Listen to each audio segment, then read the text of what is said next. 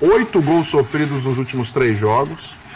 O Mauro até tuitou um gol a cada 28 minutos, né? No intervalo, né? Eu fiz a conta, né? Era um gol a cada 28 minutos. Como não tomou nenhum no segundo tempo, ficou um gol a cada 33. Exato. É muito. E uma expectativa antes do jogo contra o Cruzeiro. Isso contando os 3 últimos jogos. Sim. Os 3 últimos jogos. E uma expectativa antes do jogo contra o Cruzeiro, de que no Clássico podia igualar em pontuação o Corinthians e até passar. Perde para uma equipe que não vencia em casa há 3 meses. E, de repente, aquelas 3 vitórias do Valentim vão para o ralo. O que está acontecendo com o Palmeiras? É incrível, né? Se você comparar o estado de ânimo do palmeirense na segunda-feira passada e hoje, quer dizer, é uma loucura. Como 10 dias. Né? Isso, em 10 dias, né? Nem isso ocorre uma mudança absoluta, né? No ânimo, na expectativa. E acho que, sobretudo, na expectativa em relação ao trabalho do Alberto Valentim. Eu discordei do Arnaldo no fim de semana e continuo discordando em relação à responsabilidade dele no Clássico. Foi mal. Mas hoje acho que é indiscutível que ele foi mal. Acho que também porque a gente viu os mesmos problemas defensivos que a gente já tinha visto contra o Cruzeiro, mas contra o Cruzeiro acho que é irrelevante, porque era um momento em que o Palmeiras tinha que fazer aquilo, tinha que jogar com tudo, tinha que partir para cima, tinha que se abrir mesmo, tinha que correr esse risco, correu, acabou empatando o jogo, enfim, sofreu os gols, mas acho que ali era do jogo, era do contexto. Depois, a gente viu de novo esses problemas na partida contra o Corinthians, né, com a linha muito alta, dando muito espaço ao ataque adversário, e hoje, de novo, com falhas individuais, mas também, para mim, com problemas de escalação do Alberto Valentim. Acho que nada, absolutamente nada, justifica a escolha pelo Eric no comando de ataque do Palmeiras. Eu acho que, na hora que você vai escolher que time que vai entrar em campo, você precisa considerar o que os caras que você tem como alternativa fizeram durante toda a temporada. E se tem alguém que não fez absolutamente nada, que não justificava a sua escolha ali para aquela posição de centroavante, era o Eric, por mais que possa se dizer que era o cara mais da posição ali. Mas o Guerra, em algum momento da temporada, era o melhor jogador do Palmeiras. Então, talvez justificasse mais a entrada dele, por exemplo, é uma das alternativas que ele tinha. Depois, mesmo nas mudanças, a escolha pelo Roger Guedes, quer dizer, um cara que você coloca nos 2 últimos jogos e não te traz resultado nenhum, não te traz efeito nenhum. Minha impressão até que traz uma certa irritação dos companheiros ali com as decisões que ele toma durante o jogo. Você opta pela entrada dele, tendo outras alternativas no banco de reservas, porque vamos lembrar, né? O Rafael Veiga, que nem se cogitou, é um jogador que entrou e quando entrou no time já ofereceu mais do que ofereceu o Eric em qualquer momento da temporada. O próprio Johan, que jogou assim parte do jogo contra o São Paulo e jogou bem, é um jogador que já ofereceu mais do que o Eric. Então, assim, a escolha do Eric é absolutamente injustificável. Para mim, a entrada do Roger Guedes, pelo que foram os 2 últimos jogos, é injustificável. O Arnaldo falou do Juninho. De fato, o Juninho tinha errado feio contra o Cruzeiro 2 vezes. Aí você vai falar, bom, mas ele tinha o Luan como alternativa. De fato, o Luan também, se a gente for olhar para o que jogou na temporada, talvez não mudasse muito. Ali acho que é até compreensível. Colocar um ou outro, você tinha mais ou menos o equivalente, pelo menos do ponto de vista do que apresentaram.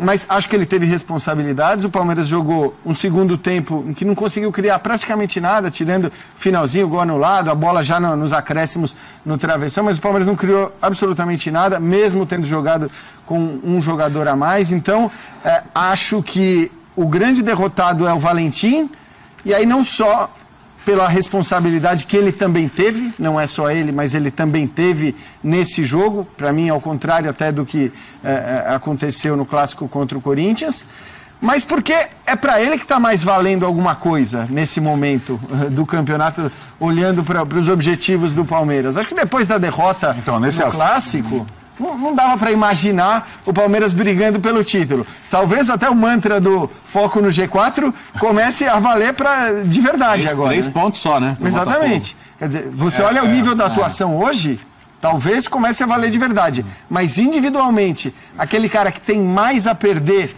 nessa reta final de campeonato é o Alberto Valentim, que hoje não foi bem. Talvez ele já tenha sido reprovado.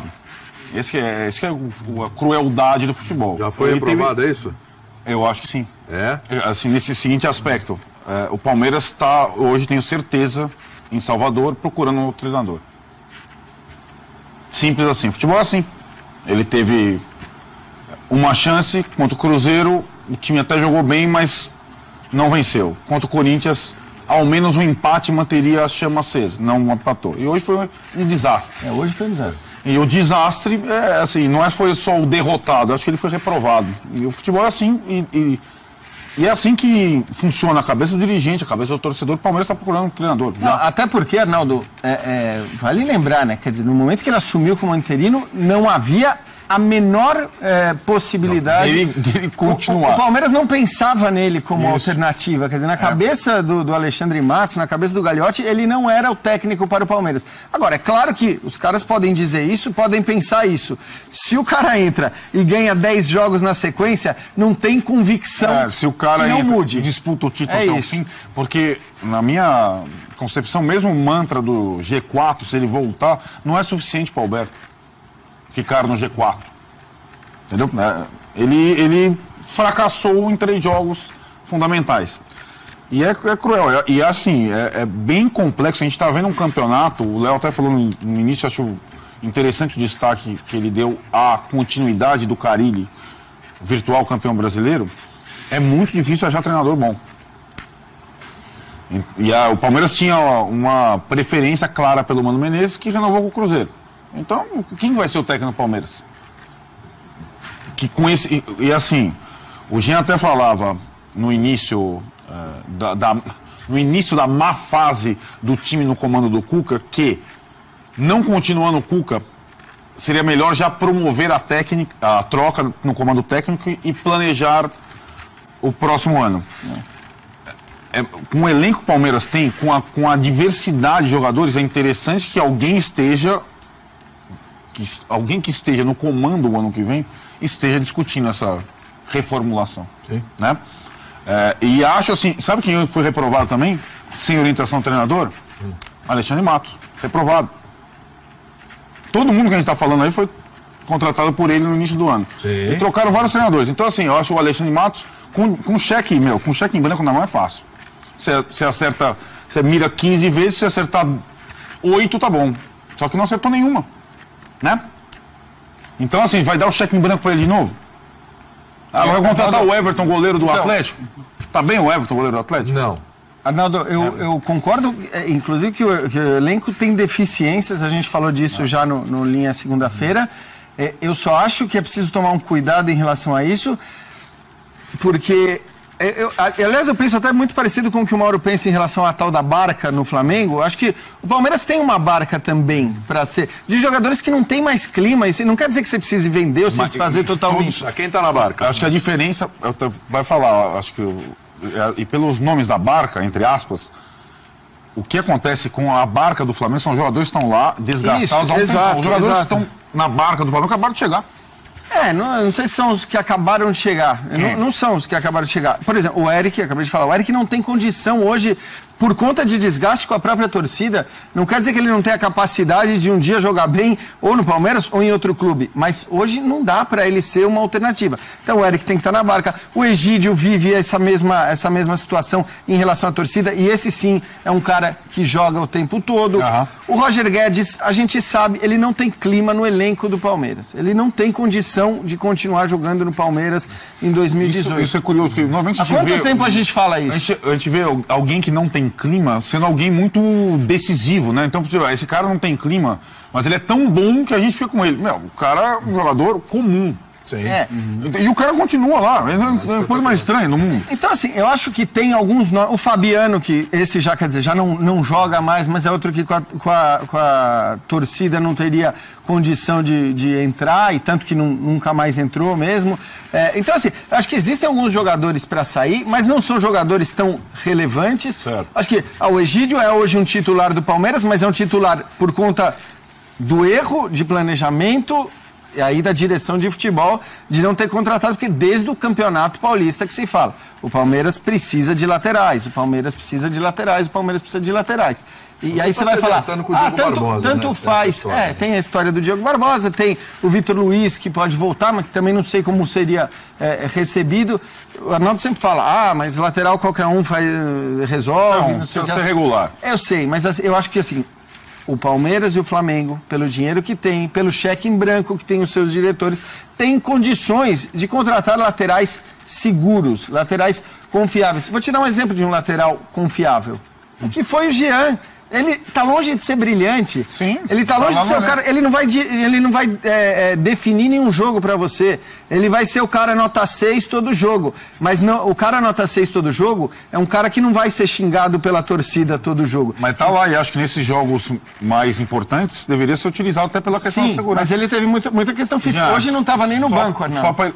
Exato. Só para ilustrar, os laterais do finalista da Libertadores da América são Edilson e Cortez. Sim, eu sei. Mas o finalista da Libertadores da América não tem o dinheiro à disposição que tem Flamengo. Certo, mas eu acho que esse negócio do cheque em branco tá virando uma... Eu concordo com as indicações, e são jogadores que já têm mais de uma temporada no clube, esses você citou. Não são caras que acabaram de chegar. Agora, e alguns que acabaram de chegar tiveram poucas chances. Eu acho a questão do Palmeiras, esse ano em Favorável, não é questão de contratar, não.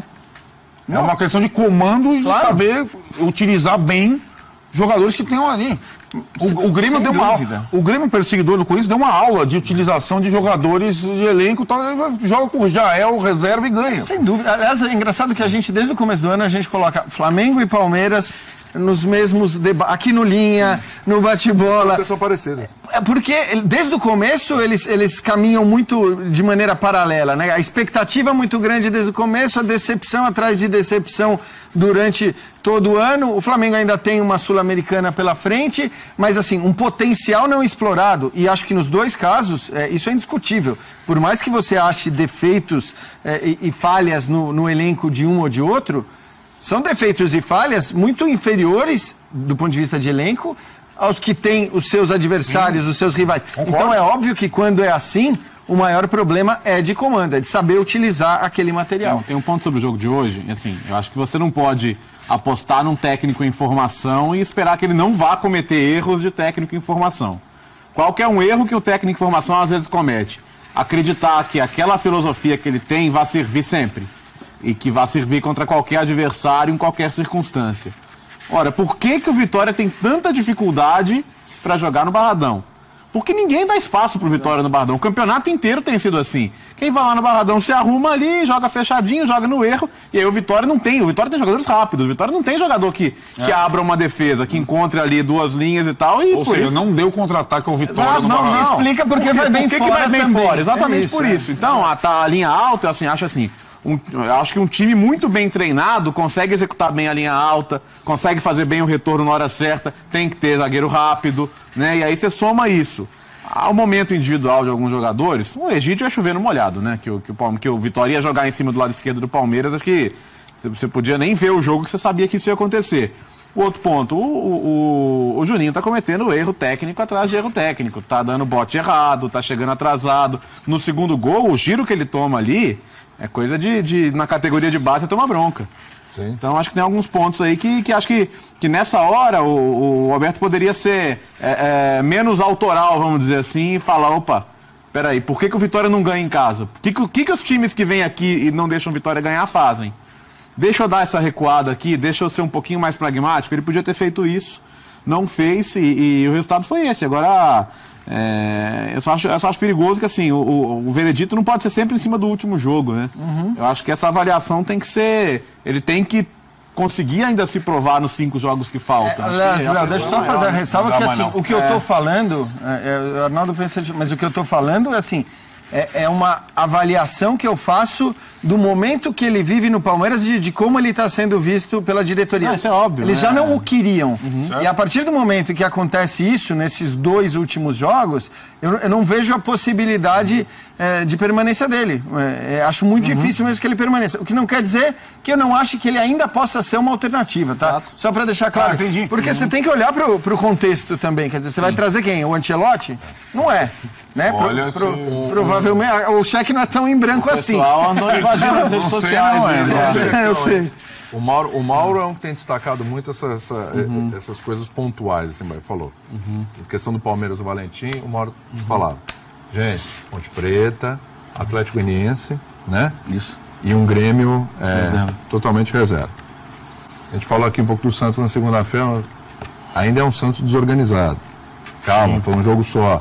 E as coisas vão se comprovando, né, Mauro? É isso. Essa coisa imediatista, essa carência de que o Corinthians tivesse um perseguidor, de que o campeonato fosse mais emocionante, de que as distâncias diminuíssem, acho que criou várias vezes essas falsas impressões. E você ainda falou do Corinthians, que eu te perguntei na segunda-feira, você ainda falou assim, calma, vamos ver se esse é o jogo contra o Palmeiras ou se vai ser assim. Hoje já não foi. Não. E o Corinthians conseguiu achar esse gol aí com o Giovani. O Corinthians venceu com um gol no último, único chute no alvo, o único arremate no segundo tempo. Isso. Foi a única finalização. Não chutou a bola no gol no segundo tempo. Só pegar um detalhe importante aqui sobre o Palmeiras, né, e o Vitória. O time baiano, nos 6 últimos jogos em casa, perdeu 4, empatou 2 pontos no 18. Então, é uma derrota de fato impactante. Mas eu também acho, como o Léo, que ainda faltam 5 jogos, né? Ele pode fazer o Alberto nesses 5 jogos alguma coisa interessante, deixar uma boa imagem. Acho que ele não tem muita chance, como acho desde o começo. Ele não é uma sensibilidade minha, é uma apuração. Porque, como o Jean estava dizendo, ele não tem grife. O Palmeiras, ele precisa de grife. O Cuca foi contratado porque ele era uma grife. É óbvio que não ia dar certo. Todo ano vai dar certo aquela coisa do lateral na área, aquele Cuca-bol. Não vai dar certo todo ano. Mesmo nessa mediocridade para baixo que é o nosso futebol disputado aqui no nosso país. Então os carentes de grifes também, hein? Pois é, então talvez busque lá fora, uma grife importada, sei lá. Pode ser. Tem que buscar alguma coisa assim. Agora, domingo pega o Flamengo. Né? Se vence bem, é um cenário. Se perder em casa, aí de fato complica. Porque não só porque o Botafogo pode se igualar ao Palmeiras, joga sábado com o Atlético Paranaense, como o Flamengo ficaria a um ponto do Palmeiras. Então ele pode ficar realmente a perigo com relação ao 4º lugar. Esse jogo de domingo é muito importante para o Alberto e para o Palmeiras. E o Corinthians, pegando o gancho do que você levantou, jogou hoje, acho que mal, como vinha jogando, talvez não tão mal como outras partidas, mas não fez um bom jogo, contou aí com um pênalti defendido pelo Walter, e o time que vence por 1-0 com um gol no único arremate em todo o segundo tempo, não é uma grande exibição. Claro. Mas é uma característica também desse time. Foi no primeiro turno várias vezes assim. É verdade.